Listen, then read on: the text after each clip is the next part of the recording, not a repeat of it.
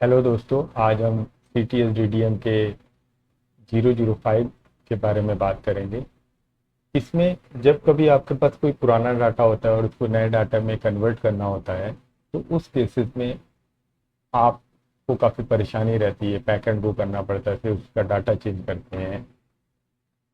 005 को यूज़ करने का सबसे बढ़िया तरीका ये है, आपको इसमें कोई असेंबली नहीं खोलनी, सिर्फ पार्ट को खोलना है। अगर पार्ट के साथ ड्राइंग एसोसिएटेड रहेगा तो ऑटोमेटिकली ड्राइंग भी क्रिएट हो जाएगी।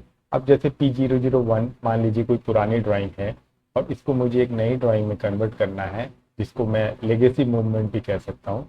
तो आप इसको 005 पे जैसे क्लिक करेंगे तो ये convert into new part, convert into new temporary part. अगर आप क्लियरिटी है ये नया पार्ट में मेरे को अगर सेम पार्ट है, मतलब उस पार्ट में कोई भी चेंज नहीं करना, तो आप न्यू पार्ट पे जैसे क्लिक करेंगे और यहाँ पे ये 9 नंबर में गियर ऑप्शन में दिया हुआ है ये, तो हम 9 नंबर पे ही क्लिक करते हैं जिससे कि हमें वो इसी फोल्डर में दिखे। तो ये देखिए 007 आ गया और इसकी ड्राइंग भी यहाँ पे ऑटोमेटिकली क्रिएटेड हो गई।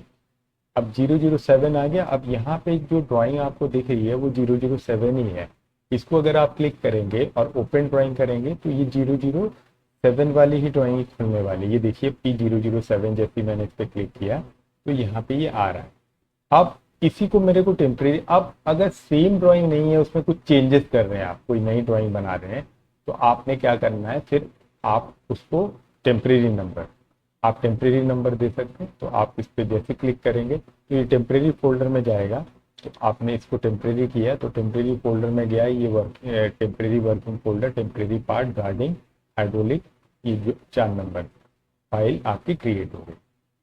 तो इस तरीके से आप अपनी जैसे ड्राइंग्स हैं, जिनको पुरानी ड्राइंगों को नई ड्राइंग में कन्वर्ट करना चाह रहे हैं, या पुरानी ड्राइंग ही है उसको सिर्फ